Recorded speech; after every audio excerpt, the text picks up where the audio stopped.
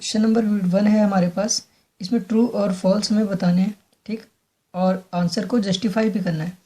तो ट्रू और फॉल्स में पहला वाला पार्ट है, every irrational number is a real number. क्या जितने भी इरेशनल नंबर होते हैं वो सब रियल नंबर होते हैं? तो जितने भी इरेशनल नंबर होते हैं वो रियल नंबर होते हैं, ठीक है, क्योंकि जितने भी रेशनल नंबर होते हैं और इरेशनल नंबर होते हैं वो सब रियल नंबर के अंदर आते हैं। मीन्स जितने भी रेशनल नंबर्स होते हैं, ठीक है, और इरेशनल नंबर होते हैं वो सब क्या होते हैं, वो रियल नंबर्स होते हैं, ठीक है। तो ये क्या हो जाएगा, ये हो जाएगा ट्रू, पहला वाला हो जाएगा ट्रू, क्योंकि जितने भी इरेशनल नंबर होते हैं वो रियल नंबर होते हैं और जितने रेशनल नंबर होते हैं वो भी रियल नंबर होते हैं, ठीक है। तो पहला वाला क्या हो जाएगा, ट्रू हो जाएगा कि जितने भी इरेशनल नंबर होते हैं वो रियल नंबर्स होते हैं। अब दूसरा वाला पार्ट है, every point on the number line is of the form root m where m is a natural number. Number line पे जितने भी पॉइंट होते हैं वो क्या रूट एम की फॉर्म के होते हैं, ठीक है। जहाँ पर इन्होंने एम दिया है कि एक नेचुरल नंबर है, ठीक। तो नंबर लाइन क्या होती है, नंबर लाइन वो लाइन होती है जहाँ पर नंबर्स को रिप्रेजेंट किया जाता है, ठीक है। और नंबर लाइन में यहाँ पर 0 होता है, यहाँ माइनस के नंबर चलते हैं, ठीक, लेफ्ट हैंड साइड में, और यहाँ पॉजिटिव नंबर चलते हैं, ठीक। अब इसमें जो होते हैं बहुत सारे पॉइंट होते हैं, जैसे यहाँ पर 0.1 भी होता है, 0.2 भी होता है, ठीक, बहुत सारे नंबर्स होते हैं। इन दोनों के बीच में ही इन्फिनिटी नंबर्स होंगे, ठीक है। तो every point on the number line is of the form root m. तो रूट एम की फॉर्म के होंगे या नहीं होंगे इसके अंदर, और एम जो है वो नेचुरल नंबर है, इसका मतलब है √1, √2, √3, ठीक है। ये इस नंबर लाइन पे रिप्रेजेंट होंगे तो वो तो होंगे ही, ठीक है, क्योंकि √2 की जो वैल्यू होती है वो होती है 1.414, ठीक। और 1.414 कहीं ना कहीं यहाँ पर आता होगा 1.414, ठीक। और यहाँ पे जो ये 1.414 यहाँ कहीं आता होगा 1.414, क्योंकि 1 से ऊपर आएगा, ठीक। और 1 का जो रूट होता है वो 1, और इन दोनों के बीच में भी इन्फिनिटी वैल्यूज़ होंगी। तो मेन बात ये है कि इसमें जो 1 और 2 है, ठीक है, इन दोनों के बीच में भी इन्फिनिटी वैल्यूज़ होंगी जो कि रूट एम की फॉर्म की नहीं होंगी, क्योंकि हर वैल्यू चेंज होगी, वो ज़रूरी नहीं है कि रूट एम की फॉर्म में होगी, ठीक है। तो इसका मतलब है कि नंबर लाइन पे रिप्रेजेंट होने वाले जितने भी नंबर होते हैं वो ज़रूरी नहीं है कि रूट एम की फॉर्म के हों, तो ये हो जाएगा फॉल्स, ठीक। और दूसरी बात, इसमें एम जो है वो नेचुरल नंबर है, ठीक, और रूट के अंदर है, तो रूट के अंदर है और पॉजिटिव भी है, तो सीधी सी बात, इसकी अगर कोई भी वैल्यू आएगी तो वो नेगेटिव नहीं आएगी, और नंबर लाइन जो होती है उसमें नेगेटिव नंबर भी होते हैं। तो negative every point on the number line, इन्होंने नंबर लाइन के हर पॉइंट की बात की है, ठीक है। तो नंबर लाइन में माइनस भी आते हैं, ठीक है। तो इसका मतलब है कि हर पॉइंट जो होगा वो रूट एम की फॉर्म का नहीं होगा, ठीक। अब तीसरा वाला पार्ट क्या है, every real number is an irrational number.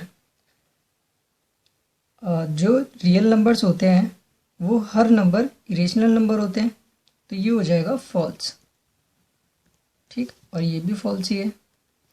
तो ये फॉल्स क्यों होगा, क्योंकि हर रियल नंबर इरेशनल नंबर होगा नहीं, क्योंकि रियल नंबर जो होते हैं वो मैंने आपको बताया था, रेशनल नंबर और इरेशनल नंबर दोनों रियल नंबर के अंदर आते हैं, ठीक। तो लेकिन रियल नंबर इरेशनल थोड़ी होता है, तो इसका मतलब है ये फॉल्स हो जाएगा, हर रियल नंबर इरेशनल नहीं होता, ठीक। तो ये फॉल्स हो जाएगा। अब दोस्तों इसकी थ्योरी लिख लेते हैं। थ्योरी में पहला वाला जो है, पहले वाले का हम लिखेंगे true, because the collection of all rational and irrational number is real numbers, ठीक है। और दूसरे वाले का लिख लेते हैं फॉल्स, क्योंकि ये बताया था जो नंबर लाइन होती है इनके बीच में इन्फिनिटी नंबर्स होते हैं, ठीक है। अब उनको हम रूट एम की फॉर्म में नहीं लिख सकते, तो यहाँ पर लिखेंगे there are infinite number on number line between √1 and √2 that can not be represent as root m where m is a natural number, ठीक। और तीसरा वाला है every real number is an irrational number. जो हर रियल नंबर होता है वो इरेशनल नंबर होता है, तो उसके लिखेंगे false, because every real numbers also rational and irrational. जो हर रियल नंबर होता है वो रेशनल भी होता है, इरेशनल भी होता है, लेकिन क्वेश्चन में बोला गया है कि केवल ये इरेशनल होता है। नहीं, ये इरेशनल नहीं है, रेशनल और इरेशनल दोनों होता है। ठीक, अब ये जो हमारा सेकंड वाला पार्ट था, इसके लिए एक रीज़न और है जो हम लिख सकते हैं। ठीक है, पहला रीज़न ये है और सेकंड रीज़न हम एक और लिख सकते हैं। तो वो रीज़न क्या लिखेंगे? फॉल्स। ठीक है, बिकॉज नेगेटिव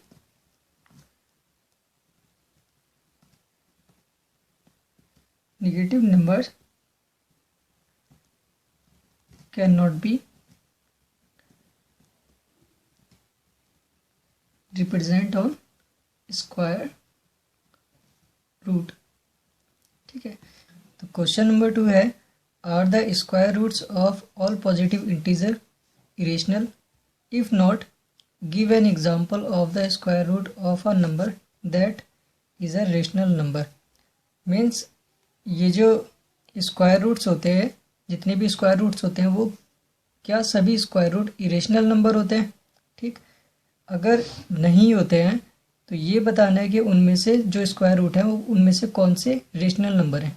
ठीक है, क्या सभी स्क्वायर रूट इरेशनल नंबर होते हैं?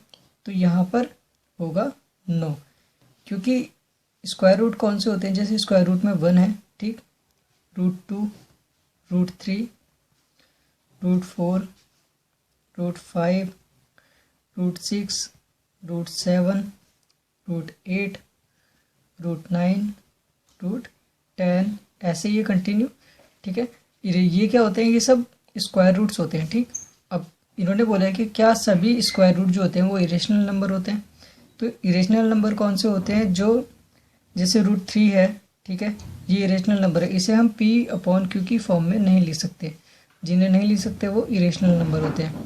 तो √2 है, ये भी इरेशनल है, √5 है, ये भी इरेशनल है, ठीक है, √7 है, ये भी इरेशनल है, √6 है, ये भी इरेशनल है। अब √4 इरेशनल क्यों नहीं है? क्योंकि √4 जो होता है वो 2 का स्क्वायर होता है।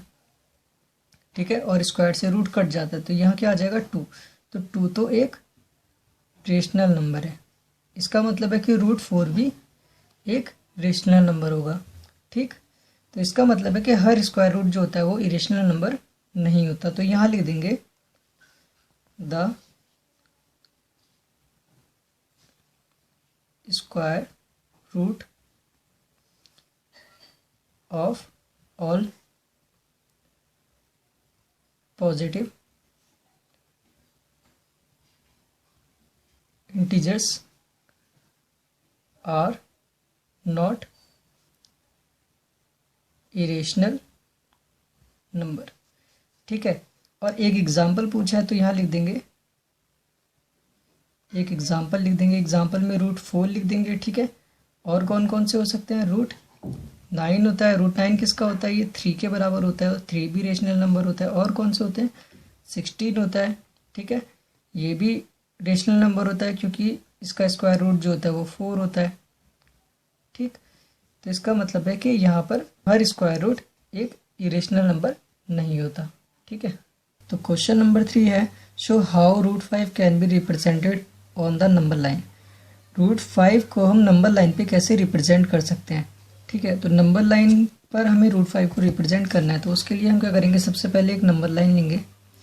ठीक, अब ये नंबर लाइन है, इस नंबर लाइन पे यहाँ मान लेते हैं 0, यहाँ 1, यहाँ 2, ठीक है, और यहाँ हो गया -1। तो नंबर लाइन हमारी यहाँ पर हो रही है 0, यहाँ 1, यहाँ 2 और यहाँ -1। अब √5 को इसमें रिप्रेजेंट करना है, ठीक है, नंबर लाइन पे, तो इस पॉइंट को हम मान लेते हैं A और इस पॉइंट को मान लेते हैं B।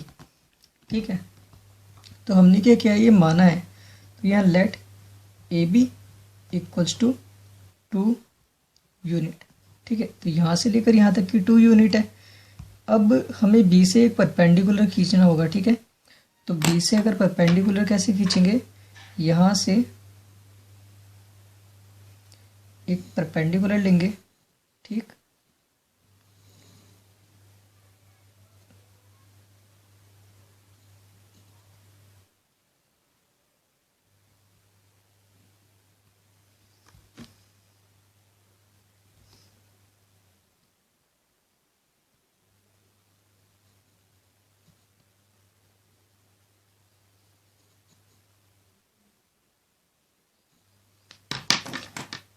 ये परपेंडिकुलर खींचेंगे यहाँ पर, ठीक है। तो ये हो गया परपेंडिकुलर, ठीक। अब ये परपेंडिकुलर जो है हमें 1 यूनिट तक लेना है, ठीक। 1 यूनिट यहाँ से देख लेते हैं कितना होगा, यहाँ से 1 यूनिट चेक करते हैं, ये 1 यूनिट है हमारी। तो यहाँ से इस पर एक आर्क लगाएंगे, ठीक, यहाँ पर काट रहा है ये इसको, तो यहाँ तक इसकी 1 यूनिट हो गई। अब इसको ए से मिला देंगे। अब ये मिल गई ए से, ठीक है। अब ये जो तीसरा पॉइंट है इसको मान लेते हैं हम सी, ठीक है। तो इसको अगर सी मानना है तो यहाँ B C equals to 1 unit हो गया, ठीक है। तो बी सी कौन सा वाला पार्ट है, बी सी, ये हो गया हमारे पास 1 यूनिट, और ये हो गया हमारे पास यहाँ से लेकर यहाँ तक 2 यूनिट, ठीक। अब यहाँ पर ये जो है हमने एक परपेंडिकुलर खींचा है, मीन्स यहाँ पे एक 90 डिग्री का एंगल बन रहा है। अगर ये एक 90 डिग्री एंगल बन रहा है तो ए बी सी क्या हो जाएगा, एक राइट एंगल ट्रायंगल हो जाएगा, ठीक है। देयरफॉर क्या हो जाएगा, ए बी सी, ठीक, triangle A B C is a right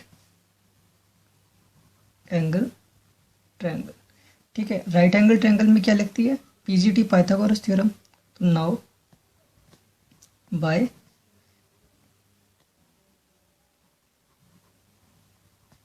Pythagoras theorem, ठीक है। अब पाइथागोरस थ्योरम क्या होती है, ए सी का स्क्वायर, ठीक, ए सी का square equals to A B का स्क्वायर प्लस बी सी का स्क्वायर, मतलब हाइपोटेनस का स्क्वायर, ठीक है, इक्वल्स टू बेस का square equals to plus perpendicular का स्क्वायर, ठीक है। तो ए सी कितना दिया है हमें, ए सी निकालना है, और ए बी कितना दिया है, ए बी दिया है हमें 2 यूनिट प्लस ये दिया है 1 यूनिट। तो ये हो जाएगा 2 2 4 और ये 1 का स्क्वायर 1, तो ए सी का स्क्वायर, तो ए सी इक्वल्स टू कितना हो जाएगा, √5 हो जाएगा। इसका मतलब है कि यहाँ से लेकर यहाँ तक की जो डिस्टेंस है ये कितनी है, √5 है। अब इसे नंबर लाइन पे कैसे रिप्रेजेंट करेंगे, ये हमें डिस्टेंस मिल गई यहाँ से लेकर यहाँ तक की, इसको हम √5 बोलेंगे, ठीक है। तो यहाँ से लेकर यहाँ तक यहाँ से एक चाप ले लेते हैं, ठीक, यहाँ तक का √5 होगा। इसका मतलब है कि नंबर लाइन पे रिप्रेजेंट करने के लिए हम इससे क्या करेंगे, यहाँ से इस लाइन को थोड़ा सा यहाँ तक काटेंगे। ये नंबर लाइन को जहाँ पर काटेगी, ठीक है, वो क्या होगा, वहाँ से वहाँ तक की डिस्टेंस जो होगी वो √5 होगी। यहाँ पर काटा है इसने, ठीक, इसको मान लेते हैं डी।